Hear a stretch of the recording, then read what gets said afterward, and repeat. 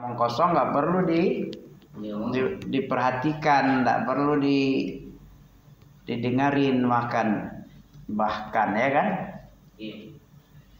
Apa kata Nabi, min ijlalillahi, di antara tanda orang yang menghormati Allah adalah menghormati pembawa ilmu-ilmu yang Allah turunkan melalui Jibril, melalui Rasulullah sallallahu alaihi wasallam. Yang kami bawa kan nggak ada selain qala Allah, qala Rasulullah kan. Kami nggak ada bawa selain itulah nggak ada. Bawa duit nggak ada, bawa ilmu konstruksi teknik sipil nggak ada ya kan, ilmu fisika nggak ada, ilmu matematik nggak ada. Iya. Hanya warisan Rasulullah yang kami punya sedikit. Itu nggak usah pun dibahas, itu nggak masalah. Yang Zisyaibah apa Zisyaibah? Apa Zisyaibah? Zisyaibah itu pemilik jenggot putih, uban. Oh. Nama asli dari Abdul Muthalib siapa namanya? Nama asli Abdul Muthalib? Iya, Syaibah. Syaibah. Kenapa Syaibah? Karena di rambutnya waktu kecil dulu, waktu dia masih sebesar empis, ada uban di sini. Jadi Syaibah namanya, Syaibah. Kenapa namanya Abdul Muthalib? Nah, ini penting dibahasnya. Abdul Muthalib nih, ketika dia masih kakek Nabi ini masih bapaknya kan Hashim di Medina, dibawa oleh ibunya kakek Nabi ini adalah orang Medina. Kalau Nabi siapa namanya? Bapak kakek Nabi Hashim namanya. Hashim itu bersaudara, ada namanya Al-Muttalib. Siapa namanya? Adik Hashim? Adik Hashim Al-Muttalib.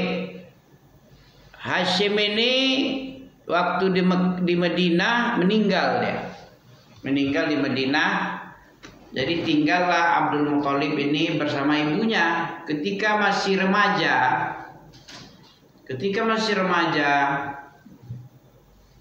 Dia bermain-main sesama sepantaran, teman-teman sepantaran. Bermain judo, bermain panah. Ya, siapa yang hebat? Kalau panahnya pas, tidak meleset. Itu panah asli.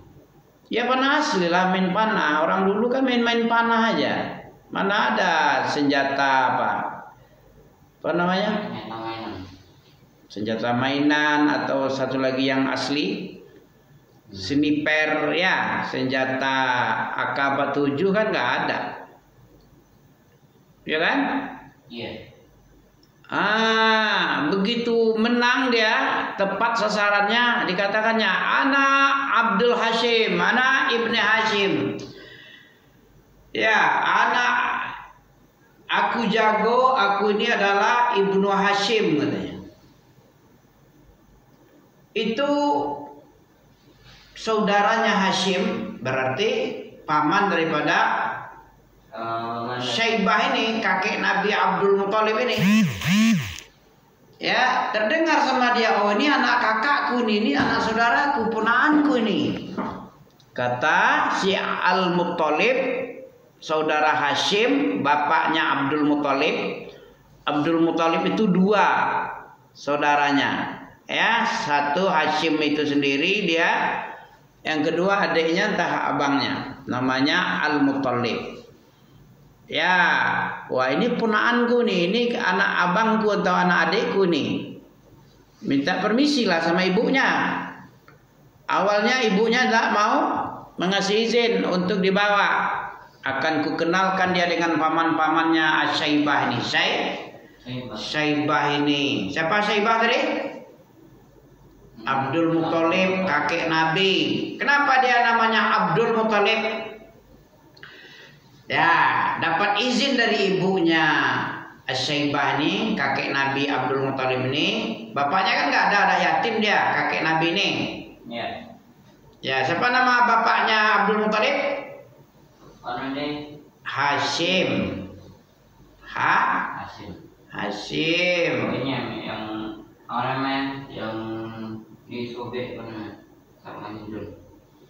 Oh enggak, satu lagi tuh. Itu si Hamzah itu, ponakan lagi itu. Itu anaknya Abdul Muthalib nanti. Oh. Nah, ini masih Abdul Muthalib masih kecil ini. Masih sebesar-besar Nabil, masih sebesar Nempis. Ibaratnya Ampis misalnya anaknya Hashim. Nanti Tuwo itu yang meminta kepada Umi Ampis, biar ku bawa ke tempatku, ke asal kami yaitu Mekah sana, biar ku kenalkan pemuka-pemuka Mekah itu adalah kakek-kakek dia, itu moyang-moyangnya itu yang berpengaruh di sana. Dibawalah dari Mekah ke dari Madinah ke Mekah, sehingga jalan kaki berapa jauh Madinah ke Mekah? Madinah ke Mekah. Dari sini ke Aceh ada itu 500 kilo. Iya, jalan kaki. Hitung aja lah dari Madinah ke Mekah berapa? 500 kilo atau 450 kilo lah, kurang lebih dari 500.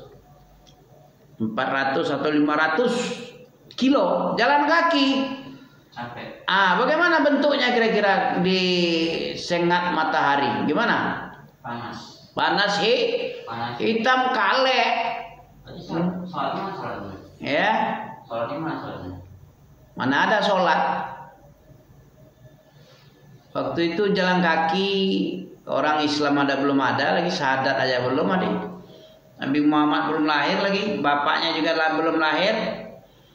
Abdullah itu belum lahir lagi. Hamzah yang dicincang-cincang Hindun belum lahir. Ya kan? Berarti agama Islam itu belum ada. Belum ada. Ini zaman kakek baru. Tapi kakek Nabi siapa nama aslinya? Asy-Syaibah. Kenapa dia bernama Abdul Muthalib? Karena ketika dibawa dari Madinah, diperkenalkan kepada paman-pamannya, si Syaibah ini Abdul Muthalib muda, waktu dia masih remaja, dibawa oleh Al-Muthalib. Rupanya hitam kalek, terbakar kulitnya kayak hamba sahaya, maka disebut Abdul. Abdul itu artinya hamba Al-Muthalib, pamannya, adiknya Hashim, saudara Hashim. Al-Muthalib itu saudara dari Hashim. Jadi ponaan sama paman lah ini. Makanya dinisbatkan, ini hamba, ini budaknya Al-Muthalib ya, ini Abdul Muthalib ya. Budaknya Al-Muthalib. Siapa pamannya kakek Nabi? Al-Muthalib. Karena dibawa dengan jalan kaki sampai hitam legam kayak hamba budak, kayak makanya disebut Abdul Muthalib. Nama asli Abdul Muthalib siapa tadi? Asy-Syaibah. Kenapa Asy-Syaibah? Syaibah apa? Yang memiliki uban sedikit di atas kepalanya. Padahal dia kecil tapi pakai uban, makanya Syaibah namanya. Asy-Syaibah, orang yang memiliki uban. Ya, itulah cerita dari kenapa Abdul Muthalib itu kakek Nabi namanya Abdul Muthalib karena dia itu seperti hamba sahaya dari Al-Muthalib, pamannya Al-Muthalib. Bapak Abdul Muthalib siapa? Hashim. Hamzah itu anaknya itu. Anaknya, kalau bapaknya Abdul Muthalib Hashim. Bapak Hashim Abdul Manaf. Bapaknya Abdul Manaf siapa? Qusay. Nah, tengok lupa nih Qusay ya. Bapaknya Qusay Kilab. Si Kilab bertemu Kilab. Kakek. Kalau orang Arab begitu dia. Muhammad bin Abdullah bin Abdul Muthalib bin Hashim bin Abdul Manaf bin Qusay bin Kilab. Entah lupa nih satu lagi, mungkin ada satu lagi. Udah dapat hafal itu. Jadi nama asli daripada Abdul Muthalib itu adalah Syaibah. Jadi tanda orang yang menghormati Allah adalah orang yang menghormati orang yang tua. Ini yang kurang di zaman sekarang. Penghormatan kepada orang tua bangka yang sudah apa nih? Yang sudah uzur, yang sudah sepuh, nggak dihormati di mana-mana, walaupun anak pondok. Illa rahimahullah. Jadi tanda menghormati Allah apa? Tanda menghormati Allah. Memuliakan Allah adalah memuliakan orang yang beruban. Itu belum ada ilmunya itu lagi. Beruban aja baru. Mau berilmu orang beruban itu mau ndak. Bagaimana kalau dia hafal Quran? Mesti lebih berhak lagi ndak untuk dihormati. Iya. Nah, nggak usah dia punya ilmu, punya ini ahli ibadah. Nggak ada. Zisyaibah aja dikatakan oleh Nabi itu. Zisyaibah apa? Orang yang punya uban, entah kafir dia, entah apa dia, pokoknya beruban, udah tua. Orang tua itu mestinya ditolong dia, bukan ditelantar. Apalagi orang tua kandung. Punya orang tua nanti kalau dia sudah sepuh, udah mulai pelupa dia, udah mulai gemetaran otot-ototnya, itu lebih berhak lagi. Nggak usah orang tua, kakek kita, orang lain saja diperintah. Karena itu adalah satu tanda Bahwa kita menghormati orang yang lebih tua. menghormati Allah, Sang Pencipta, itu yang penting dulu. Tapi tadi dibilang min ajlalillah. Min ijlalillahi, coba min di antara tanda menghormati Allah, memuliakan Allah adalah memuliakan orang yang lebih tua punya uban, memuliakan makhluknya yang beruban. Karena orang yang beruban itu sudah sepuh dia. Perasaannya itu gampang peka. Apa namanya? Rasa-rasa iba hati dia. Ya, orang tua itu suka nangis itu kenapa dia? Dia bukan minta duit, tapi terbayang dia pengennya dipanggil oleh anaknya, ya abi, ya umi. Bukan minta duit dia, pengen dipanggil oleh anak-anaknya, dimuliakan anak-anaknya, atau anak temannya, ya begitu. Kan tak cuma anak kita berhubungan kan dengan anak kandung aja, anak teman, anak ini, anak itu. Bagaimana anak teman, anak kita sendiri sama-sama menghormati, kan lebih enak. Jangan anak kita memuliakan anak teman kita tidak memuliakan. Rasanya apa itu ya? Gak enak. Kalau bisa dua-duanya. Ya itulah kata Nabi. Apa kata Nabi? Tidak termasuk umatku. Coba ulang. Laisa minna. Laisa min malam. Orang yang tak pernah menghormati. Ya. Lam yu'aqqir kabirana. Lam yu'aqqir sabirana. Kabir itu besar, orang tua. Kabir. tidak termasuk umatku orang yang tidak menghormati orang tua. Apa lagi? Walam yarham shaghirana. Apa artinya? Ini adab ini. Tidak ada arti beragama kalau adab kita nggak ada. Untuk apa beragama? Apa tujuan Nabi diutus? Makarimal liutamima makarimal akhlak. Apa akhlak? Budi pekerti.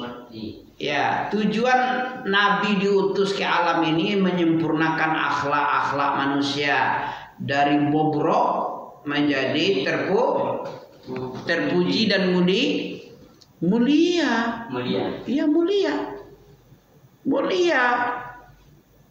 Ganteng, GGS. Apa GGS? Ganteng serigala. Jangan. Ganteng tapi akhlaknya bobrok. Bermanfaat ya. Lebih baik orang ndak ganteng, ndak pala ganteng tapi akhlaknya terpuji daripada ganteng, hebat, cerdas, tapi akhlaknya nggak bisa dipakai, nggak bisa ditumpang, nggak bisa dijadikan suri toladan. Yang paling banyak membuat manusia masuk surga apa? Akhlak mulia. Akhlak makarimal akhlak itu yang membuat manusia husnul khuluq. Nah, itu dia. Yang paling banyak penyebab orang masuk surga itu adalah husnul khuluq. Ini orang tua disia-siakan misalnya ya. Bukan untuk Ami aja, Ami sebenarnya enggak, tapi menyampaikan akhlak itu lebih bagus. Sebelum kita belajar, akhlak itu lebih diperbaiki ketimbang banyak ilmu. Ya, banyak ilmunya tapi di dalam kehidupan sehari-hari jadi pendusta agama kita jadinya. Tahu enggak apa pendusta agama kata Allah dalam surah Al-Maun itu? Fazalikal ladzi yad'ul yatim wa la yahuddu 'ala ta'amil miskin fawailul lil musallin allazina hum an salatihim sahun alladzina hum yura'un wa yamna'unal ma'un. Tahukah kamu pendusta agama? Orang penghardik yatim, tidak mau memberi makan orang miskin, tidak mau menganjurkan bagaimana orang miskin bisa makan, ya. Jangankan ngasih makan, menganjurkan, memintakan makan kepada orang yang mampu aja nggak mau dia. Ya, maka celakalah, walaupun sholat tapi celaka dia, dapat neraka juga orang sholat. Jadi sholatnya belum tentu masuk surga kan? Iya. Masuk neraka well. Apa arti fawailul lil musallin? Celaka dapat neraka orang yang sholat. Nerakanya neraka well. Well itu apa? Sebuah lembah di Jahannam. Di neraka Jahannam itu ada lembah namanya Wail. Ya, sebuah tempat di neraka, lembah di dalam Jahannam tadi namanya Well. Itu bagi orang yang sholat itu. Kecelakaan masuk neraka orang yang sholat. Kita sholat enggak nih? Iya. Rajin. Tapi masuk neraka Well. Apa sebabnya? Apa sebabnya? Orang-orang yang lalai dari sholatnya. Lalai apa lalai? Lalai itu kayak apa ya? Kayak main-main. Apa lagi? Tidak, salat itu tidak khusyuk. Apa lagi? Tidak tahu arti, makna. Apa lagi? Sholatnya tidak mencegah. Inna sholata tanha anil fahsya wal munkar. Apa itu? Surah Al-Ankabut tengok. Ada di situ. Tujuan sholat itu apa? Apa tujuan sholat? Tujuan sholat Ya, sholatnya tidak mencegah dia dari perbuatan keji dan perbuatan mungkar. Apa keji? Kejam. Keji bisa jadi kejam, bisa jadi porno. Keji itu, keji yang nampak. Perbuatan yang jelek. Nampak? Surah Al-Ankabut surat ke-29 itu. Tengok di juz, pangkal juz, utsluma pangkalnya. Uhiya ilaika. Tengah-tengah loh. Paling atas dia. Juz ayat 30 mungkin tak? Coba tengok.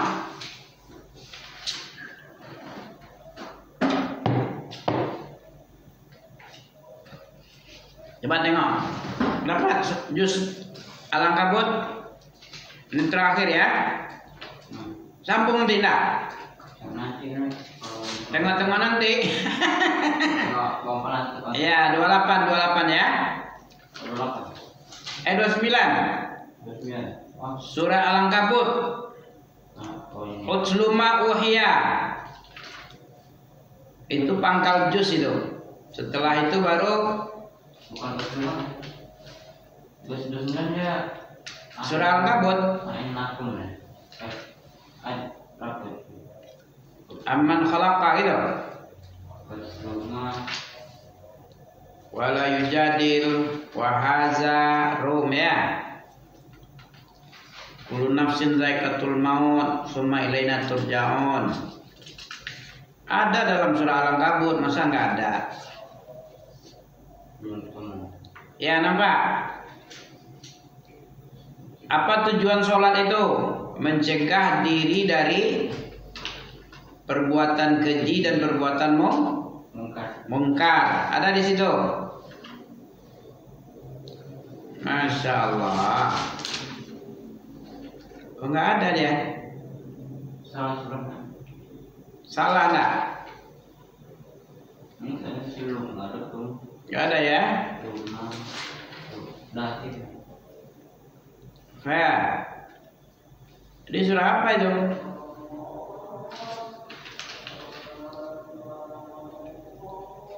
Yang jelas inna sholata tanha anil fahsya iwal munkar. Nanti kami cari lagi ya. Dari mana tempat ayatnya? Lupa ini. Artinya apa? Artinya mau. Bacalah apa yang telah diturunkan berupa wahyu kepadamu dan sholatlah kamu. Karena sholat itu adalah untuk mencegah manusia dari perbuatan keji dan perbuatan mungkar. Kalau perbuatan keji dan mungkar tidak bisa dia tinggalkan, berarti sholatnya rewel. Narakawel belasannya. Kalau tidak bisa, tidak mampu dia meninggalkan perbuatan keji dan mungkar, itu sholat sama dengan tidak sholat dia. Ya, sama aja dengan mendustakan agamanya. Maka celakalah bagi orang yang sholat. Jadi supaya kita tidak celaka, betul-betul lah sholatnya ya. Ya, tanda orang menghormati Allah adalah menghormati pembawa-pembawa syariah Allah ya. Nanti kita ulang lagi ya. Kita cari dulu. Ya, kita cukupkan. Subhanallah wa bihamdik. Asyhadu an la ilaha illa anta astaghfiruka wa atubu ilaik.